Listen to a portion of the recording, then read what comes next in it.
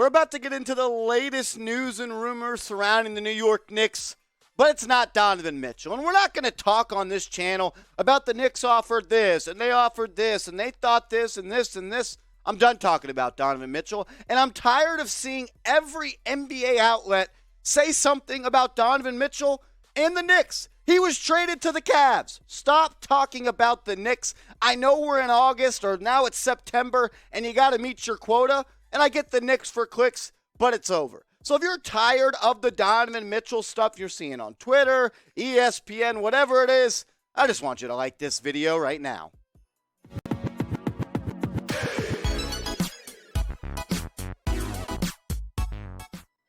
What up, real ones? You are watching New York Knicks Now by Chat Sports. I'm your host, Marshall Green. I think today's show would be a good opportunity to look at the roster, talk about the latest news and rumors coming from Bagley and Berman surrounding Randle and Fournier and Westbrook and Shai Gilgeous Alexander. We're going to break all that down in today's show. But first, I just want to look at the Knicks roster and see who's on the roster, because a lot of people are saying the Knicks should go all in. They should go through the youth. They should do this. They should do that. Well, we're going to break down what I think they should do and what I think will happen. But look, this is what I think the starting roster and starting five will look like if no more moves are made. I got Jalen Brunson at the 1. I think Quentin Grimes starts at the 2. If you weren't going to include Quentin Grimes in a Donovan Mitchell trade, Tom Thibodeau and Leon Rose, you better frickin' start him, because I can't stand to see another 82 from Evan Fournier as the starting 2. You also got RJ, Julius Randle for now, and Mitchell Robinson. But look at the bottom. It is loaded off the bench. Emmanuel Quickley, Derrick Rose, Cam Reddish, Evan Fournier, Obi Toppin, Isaiah Hartenstein, or as Mark Berman likes to say, the stretch 5 from the Clippers, Isaiah Hartenstein. Didn't even know who he was. And Jericho Sims. So you got all these players on the roster looking for minutes. And then you also got all these upcoming picks. 4 first-round picks in 2023. Some of them are protected so they could convey in 2024, or they can convey in 2025. But over the next 3 years, you have 7 first-round picks. And you have 11 first-round picks in the next 7 years. So this is what I'm coming away with. The Knicks, we just showed you their roster. They're going to have to consolidate this roster one way or another. Because you can't tell me that you want to build through the youth. You want the young guys to play. But you keep guys on the roster like Derrick Rose and like Evan Fournier and like Julius Randle, who take minutes away from Emmanuel Quickley, Quentin Grimes, Cam Reddish, and as well as Obi Toppin. You can't have it both ways. You can't tell me you want to build through the youth and then you go and play 40 minutes to Randle, Rose, and so on and so forth. You get what I'm saying? So I want to ask you guys this question. There's 2 paths right now. A fork is in the road. And I think the Knicks are not going to choose a side, unfortunately. But I want to ask you, what should the Knicks do going forward? Is it youth movement? Is it trade for a star? Is it go with the roster you got? Is it trade Fournier? Is it trade Randle? Let me know what you think. Put your GM hat on. What should the Knicks do prior to Game 1 of the opening season?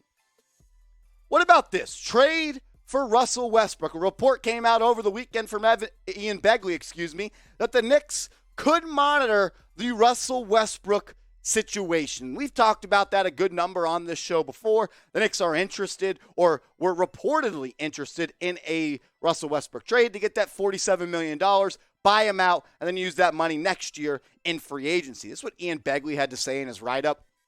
Just like every other team in the NBA, the Knicks still have an opportunity to reshape the roster ahead of training camp. Russell Westbrook's situation in LA bears watching. Utah is still looking to shed veterans, so there will be trade opportunities. If the Knicks did trade for Russell Westbrook, it would be a buyout. And I want to make that abundantly clear. If Russell Westbrook is ever traded to the New York Knicks, he will not put on the orange and blue. He will not play for the New York Knicks. It would be a sheer salary dump for the Knicks to reset the books and to move off of salaries like Evan Fournier and Julius Randle. This is what I think a trade could potentially look like. Maybe you got to also throw in Cam Reddish to get that future first-round pick. But I kind of like this idea for the Knicks, and then I kind of don't like it, and we'll talk through that in a little bit.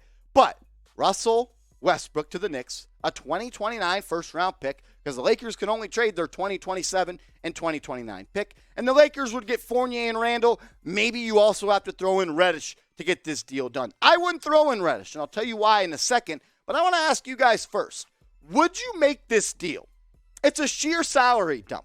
It's to get off of Fournier and Randle, and so the young guys can play. Like Grimes get more minutes, Reddish get more minutes, Obi Toppin get more minutes, and you get a first-round pick in the future that could be very valuable. Maybe that's a pick where LeBron and Anthony Davis are no longer on the Lakers. Type A for accept if you would do this deal, or D for decline if you would not. Sound off for me in the comment section. And look, if a deal like this happens, we are going to go live on the channel and break it down. YouTube.com/KnicksTV. We just crossed over 13,000 subscribers, and that's a shout out and a credit to all of you. I really, really appreciate it. We're going to keep on going. The show goes on. If you know, you know. Drop that movie in the comments section. I ain't effing leaving. Let me know what movie that is. But we're trying to get to 14,000 subs, videos every single day on the latest Knicks news and rumors. We go live once a week, as well as we are going to do post-game watch parties. It's going to be a blast. Hit that big red button. Let's get to 14,000 subs for our guy Mace. The Knicks, in my opinion, are in a weird spot because do you go left? Do you go youth? Do you go right? Do you play Randle? Do you play Fournier? Or do you try to do what they're going to do and stay down the middle and try to toe both lines, which is the hardest thing in all of sports to do?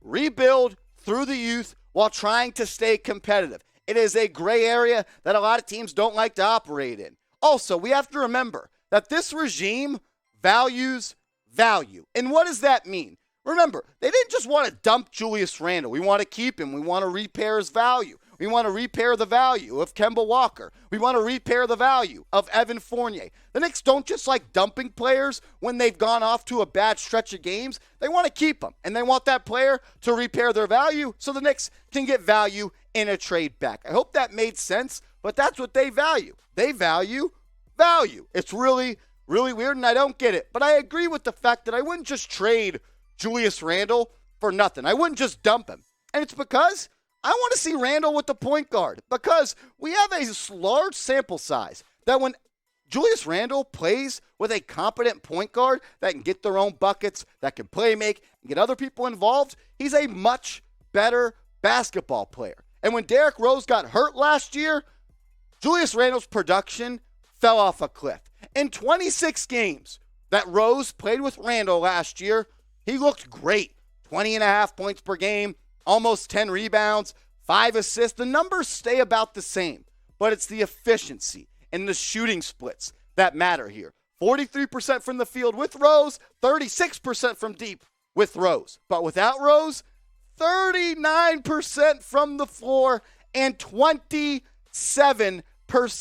from downtown. My producer, Trace Gerard, he ain't a hooper, but he can shoot 27% from downtown. Julius Randle needs a point guard. He needs a point guard to get the ball in his spots, to make it easy for him. And I think a guy like Jalen Brunson could bring the best out of a guy like Julius Randle. And I think that alone is worth keeping Randle for the first 10, 15, 20, 30, 35 games up to the All-Star break to see if Randle can repair that value that we talked about, as well as become that All-NBA player once again that we saw in 2021. I want to ask you guys the tough question today, though.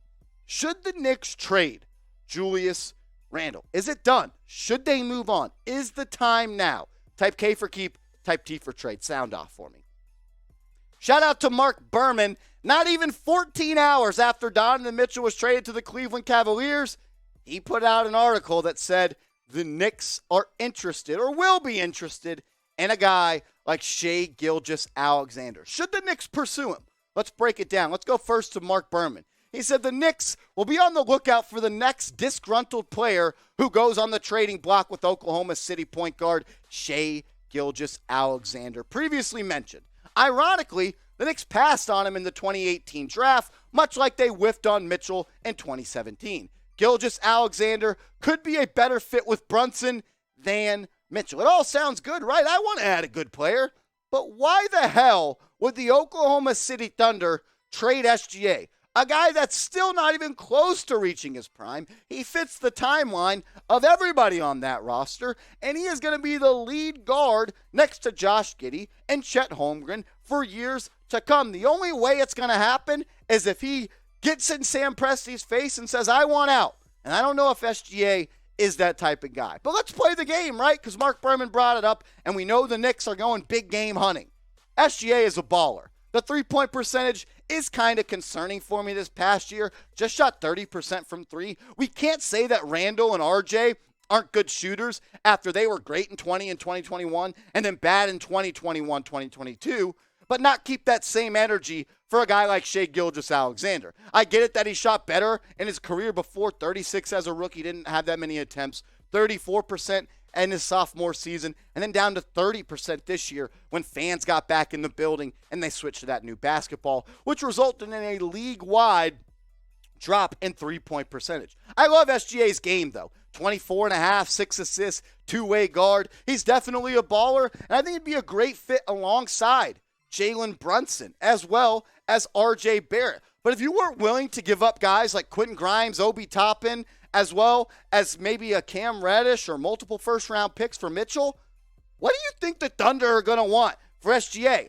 They're going to want all those players too. You got to spend money to make money, and it seems like this regime wants to get everything on a discount. But I'll ask you the question anyways. Should the Knicks pursue an SGA trade? I'd love for them to pursue it, but would they pull the trigger on a hefty price? Because you know Sam Presti, if you thought dealing with Danny Ainge was tough, so is Sam Presti. He's the same type of dude. He wants the same type of future draft capital. So let me know why for yes and for no.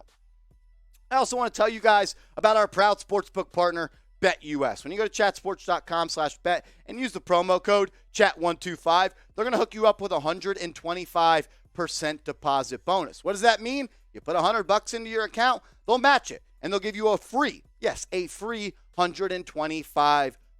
Bet on the Knicks. Their over-under in Vegas win total is 39.5. I'm hitting that over because I'm not scared, and I like to make money. Do it with our proud sportsbook partner, BetUS. Chatsports.com/bet. Promo code CHAT125. Also, I want to touch on this report from Mark Berman. Once again, thanks, Mark. He's reporting that Tom Thibodeau wants to win now. The only problem is, this ain't a win-now roster, Tommy Tibbs. This is what Mark Berman said in his write-up. He said, Thibodeau wants to win right now. They are trying to win right away. Get back in the playoffs. I know fans want to see more of Miles McBride, but you're going to see a lot of Derrick Rose. You're going to see the veterans play more minutes. And that's good in theory, right? But the Knicks, they don't have a win-now roster. They don't. It's sad to say, and we have to look in the mirror and be honest. This is not a win-now roster, especially in a loaded Eastern Conference, and especially with the Cleveland Cavaliers getting better by adding Donovan Mitchell. I want to ask you guys a couple questions here. Who are the Knicks better than in the Eastern Conference? Are they better than Miami? Are they better than Boston? Are they better than Milwaukee? Are they better than Philadelphia? Are they better than Toronto? Are they better than a healthy Brooklyn squad? Are they better than Atlanta? Are they better than Cleveland? I don't know. This is a loaded team.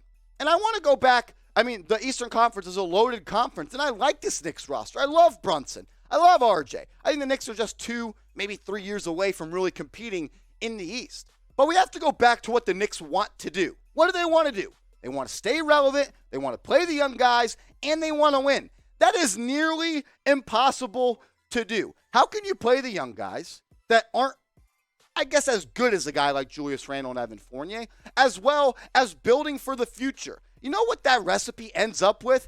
9th, 10th, 8th, and 7th seeds in the Eastern Conference. And when you do that, it makes it really hard to add elite talent. It's tough to toe the line of trying to win now with youth and with vets while also building for the future. Also, Leon Rose wasn't hired for a youth movement. They hired him because he was a super agent, because he had the relationships. He had the people in his hip pocket that could talk to these NBA superstars to have them sign in free agency and to make trades work. It just hasn't happened yet. And I'm not letting Leon Rose off the hook because I want to go back to what he said about RJ Barrett. When the Knicks signed RJ Barrett to that extension, they made their announcement right after Donovan Mitchell was traded. So let's go back and read what he said, right? He said, "We are thrilled to announce a well-deserved extension for RJ Barrett, a core piece of our team's foundation." Remember that line. A core piece of our team's foundation. At only 22 years old, he has elevated his game each season, solidifying himself as a force on both ends of the court. We believe he will continue to improve because of his passion for the game and dedication to his craft. We want to continue to build our team and culture around players like RJ who possesses these values and qualities. Back to this quote, though. A core piece of our team's foundation. Why lie? Why are you lying directly to my face? You are literally calling me an idiot by saying that. Because not only did you offer RJ in a trade for Donovan Mitchell, you offered him in multiple trades. How can you say he's a core piece to our foundation when you are willing to trade him and include him in any trade possible to go and get Donovan Mitchell? Knicks fans are too smart to be lied to. And we're not going to buy that BS that you're selling, Leon Rose. It sounds good in a PA statement, sure. You could have said everything you said without saying he is a key piece to our core and our youth and building forward. Remember what I always say on this show. Believe what they do and don't believe what they say. If I say I am thirsty and I don't go get water, that does not mean I was thirsty. You have to believe what they do and not what they say. Don't tell me he's a core piece, but then I see articles from Woj and Mark Steins and Rick Bucher that all say you offered him in every trade for Donovan Mitchell. Don't lie to me on Leon Rose, and don't lie to Knicks fans. We're too smart for that. Long video today, which means if you made it this far in the video, you are a real one. So drop a real one in the comment section right now.